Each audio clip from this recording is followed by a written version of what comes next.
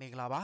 ါဒီနေ့တင်ဆက်ပေးခြင်းတဲ့ဇာတ်ကားလေးကတော့မွေးကလေးကကပ္ပအချမ်းသာဆုံးကလေးတစ်ယောက်ဖြစ်မွေးဖွားလာခဲ့ပြီးလူတိုင်းတာတိုင်းရနေတဲ့ဘဝကနေမိဘနှစ်ပါးလုံးလင်းရင်ပြတ်ကျသွားတဲ့အချိန်မှာတော့အသက်12နှစ်အရွယ်နဲ့လုပ်ငန်းတွေကိုဦးစီးရင်မတမာသူတွေလက်ထက်ကနေမိသားစုစီးပွားကိုကယ်တင်ထားခဲ့တဲ့ Richie Ray ဆိုတဲ့ဇာတ်ကားလေးပဲဖြစ်ပါတယ်ဇလာစာ Richard နဲ့ Regina ဆိုတဲ့ဒိတ်ဒိတ်ကျဲတတိလင်များဟာတစ်သက်လုံးစူးစမ်းလာခဲ့သမျှအသက်အရွယ်ရလာမှာ Richie Ray ဆိုတဲ့သားယောက်ျားလေးတစ်ယောက်ရခဲ့တယ်တထေကြီး Richard လည်းသူ့ရဲ့ဘဝရဲ့လိုအပ်ချက်ကိုပြေဆုံးသွားလို့အပျော်ကြီးပျော်နေသလို Richie လေးကလည်းမွေးကလေးကကပ္ပအချမ်းသာဆုံးကလေးတစ်ယောက်ဖြစ်လာခဲ့တယ်။ Richie မျက်လုံးစပွင့်တာနဲ့အကောင်းဆုံးဆိုတဲ့အရာတွေပဲမြင်တွေ့နိုင်အောင်ဘူရီဆိုတဲ့အိမ်တော်ထင်းကတာဝန်ယူပေးရပြီးတည်တက်လာတဲ့အချိန်မှာတော့အားကစားကိုဝါသနာပါမှန်းသိလိုက်ရတယ်။လိုချင်တာမှန်သမျှတောင်းတစရာမလိုပဲပြေဆုံးလာတဲ့ Richie တစ်ယောက်ထင်ရဆိုင်ကြည့်ပြင်းလာရင် baseball ကသူ့အကြိုက်ဆုံးအားကစားတစ်ခုဖြစ်လာခဲ့တယ်။အရာရာပြေဆုံးနေတဲ့ကလေးတစ်ယောက်မှာတခြားကလေးတွေလိုလွတ်လပ်ခွင့်တော့ဆုံးရှုံးထားရလို့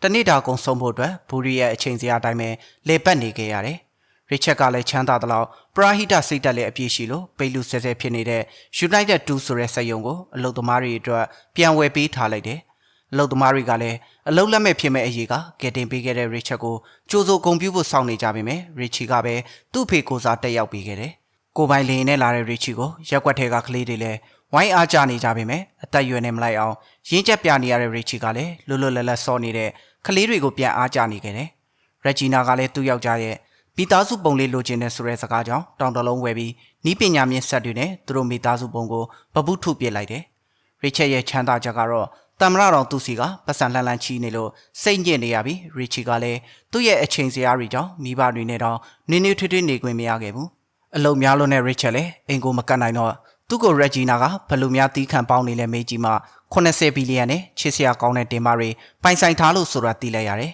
။ Richie ကသူတို့ရဲ့ကိုပိုင်တက်ခွဲခန်းကိုတွားပြီး Professor Kimpin ရဲ့တီထွင်ထားတဲ့ပစ္စည်းတွေကိုလိုက်ကြည့်ရင်စက်ရုပ်ပြားလေးကိုသဘောကျသွားခဲ့တယ်။ Richard ရဲ့အကြံပေးဘန်ဒိုကတော့သူတို့အတွက်အကျိုးမြတ်မရှိတဲ့လူဒန်းမှုလုပ်နေတာတွေကိုရပ်ပစ်ဖို့နဲ့ United 2ကိုလည်းပိတ်ပစ်ခိုင်းလိုက်တယ်။အလူတကာကြီးမိသားစုကတော့အလူတန်းတွေကိုလည်းမရက်ပြစ်နိုင်တဲ့အပြင်စက်ရုံကိုလည်းပြုတ်ပြင်ပြီးသူ့အလုပ်သမားတွေပေးပြမှာမလို့ဘန်ဒိုလည်းဆွန့်အပ်သွားခဲ့တယ်။ကင်ပင်ကသူ့အသစ်ထွင်ထားတဲ့အနံ့ခံဆက်ကိုလာပြမှာ Richard တို့အသားဖားလည်းစမ်းကြည့်ပြီးကြိုက်သွားကြပေမဲ့ဘန်ဒိုကတော့တက်ခွဲကားကိုလည်းပိတ်ပစ်ခိုင်းလိုက်တယ်။နောက်ထပ်လုံခြုံရေးတိုးမြင့်မှုပြောကြည့်တော့လေမိသားစုဘန်နာတိုက်ရှိလို့ဘာကိုမှစိုးရင်စရာမလိုကြောင်းပြောပြလိုက်မှဘန်ဒိုလည်းဘန်နာတိုက်ကိုစိတ်ဝင်စားပြီးပြန်သွားခဲ့တယ်။ Richie ရဲ့တနေ့တာအစားကတော့မွေးထားတဲ့ခွေတောင်ဂျာညံ့နေလို့စောင်းပုံနဲ့ဝင်ပုံနေရင်အာနုံနဲ့လေ့ကျင့်ကံမလုပ်ချင်တော့တခြား trainer စော်ကြီးနဲ့ပြောင်းပေးလိုက်တယ်။ကျောင်းသားခန်းဒီမှာတော့တမ်မရာကိုနိုင်ငံရဲ့စီးပွားရေးအတွက်အကြံဉာဏ်တွေပြန်ပေးနေတဲ့အဖေဖြစ်သူကိုဖုန်းခေါ်ပြီးမျက်နှာမှာဝက်ချံပေါက်နေတဲ့အကြောင်းလမ်းအသိပေးလိုက်တယ်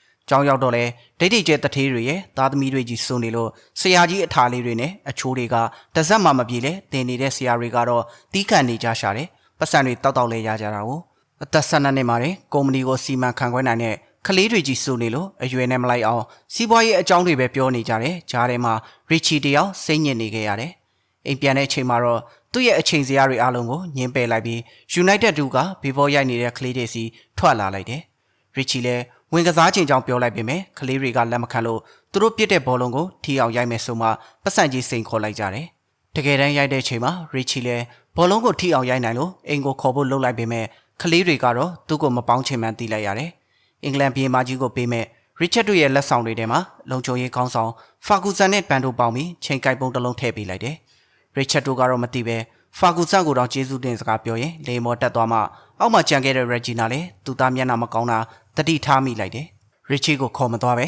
ခဏလောက်လွတ်လွတ်လပ်လပ်နေဖို့ဘူရီအကြံပေးလိုက်မှ Regina လည်းသူ့သားကိုတနာသွားလို့လင်မယားနှစ်ယောက်ထဲပဲဘီရင်မကြီးနဲ့လက်ဖေးရည်တောက်ဖို့ထွက်လာလိုက်ကြတယ်။ United 2ကကလေးတွေလည်း Richie အိမ်ရောက်လာကြပြီအကုန်လုံးကသူတို့အတွက်အန်အောစရာတွေပဲဖြစ်နေလို့ Richie ကလည်းတငယ်ချင်းအသစ်တွေရောက်လာလို့ပျော်ရွှင်သွားခဲ့ရတယ်။အားလုံးကိုစီစဉ်ပေးခဲ့တဲ့ဘူရီကိုကျေးဇူးတင်စကားပြောရင်အိမ်ထဲကကိုပိုင်မက်ဒရိုနယ်မှာအဲခံလိုက်ပြီး Richie အခန်းထဲမှာဝင်ဆော့ခိုင်းလိုက်တယ်ဒီမှာကိုလူ channel တွေက line နဲ့ subscribe ကိစ္စကိုအရင်ရှင်းကြအောင်လေ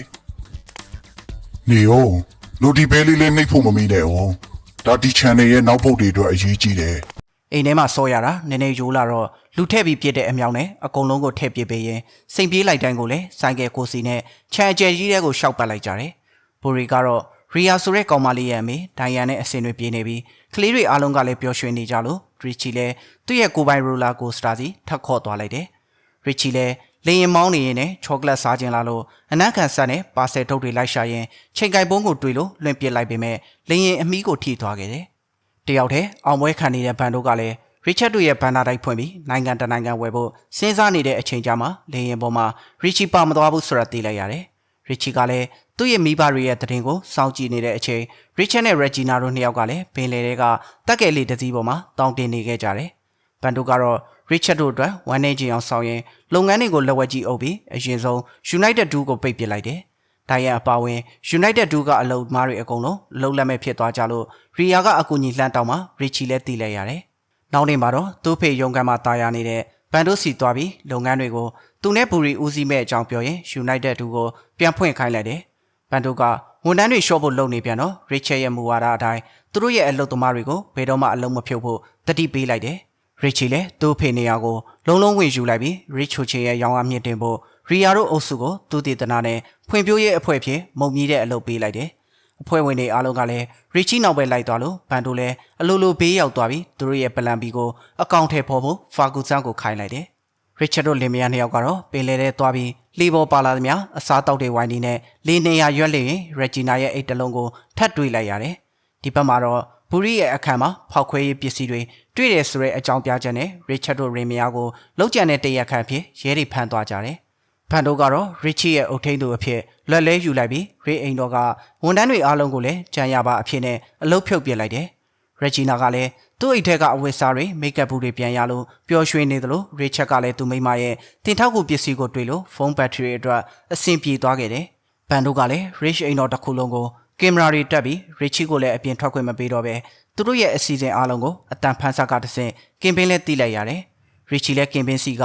အတန်ဖြတ်ဆေးကိုယူပြီးဘူရီအတွက်သွားတိုက်ဆေးဘူးတွေထည့်ပေးလိုက်လို့စားကိုအရင်ဖတ်မကြည့်ပဲသွားတိုက်တံပေါ်တင်လိုက်တာအကုန်ရေပြောကျသွားတယ်။နောက်ထပ်လောက်ကျန်မဲ့ကနေပါထက်ရောက်လာလို့ပထမတော့ကြောက်နေပေမဲ့သူ့ရဲ့အထိမခံတဲ့သွားတွေကိုထီမှကြောက်လို့ပြန်တီးပေးလိုက်တယ်။စာဖတ်ကြည့်လိုက်မှသဘောပေါက်သွားပြီးလောက်ကျန်ရေးသမားစီကအဝတ်စားတွေယူလာလို့ရော်ကာကြီးဘူရီအဖြစ်နဲ့ရစ်ချီစီပြန်ရောက်လာခဲ့တယ်။ရစ်ချီလည်းသူမိဘတွေရဲ့လင်းရဲ့အပြက်ကိုပဲရှာတွေ့ပြီးလင်းနဲ့သူမိဘတွေပြောင်းနေလို့အသက်ရှင်နေသေးကြောင်းပြောပြရင်ထွက်လာလိုက်ကြတယ်။ဘူရီရဲ့စတိုင်ကခေါ်နေတော့မြင်သမျှလူတိုင်းလန့်နေကြပြီးရီယာတို့အိမ်မှာကွန်ပျူတာသုံးခွင့်တောင်းရင်ရစ်ချက်တို့ကိုဆက်သွယ်ဖို့စူးစမ်းကြည့်လိုက်ကြတယ်။ရစ်ချက်ကလည်းသူမိမရဲ့တင်ထောက်ကူကဘက်ထရီနဲ့နက်ကပ်ပေါင်းဆက်လိုက်မှဖုံးကားဝင်လာတဲ့အချိန်ရစ်ချီကလည်းတီနေရာကိုရှာတွေ့ပြီးချိတ်ဆက်ဖို့စောင့်နေလိုက်တယ်။ချိတ်ဆက်ခါနေတော့မှဘန်ဒိုတို့တီသွားလို့အခန်းထဲကကြိုးတွေလာဖြုတ်သွားတော့ချိတ်ဆက်မှုတွေပြတ်သွားပေမဲ့တီနေရာကိုတော့တီသွားကြတယ်။ရစ်ချက်တို့လေမယားကလည်းလာခေါ်မဲ့အချိန်ကိုလှလှပပပြင်ပြီးထိုင်တောက်နေတဲ့အချိန်လေရင်တစည်းကိုတွေးလိုက်ရလို့ဝမ်းသာအားရနဲ့ထားနှုတ်ဆက်လိုက်ကြတယ်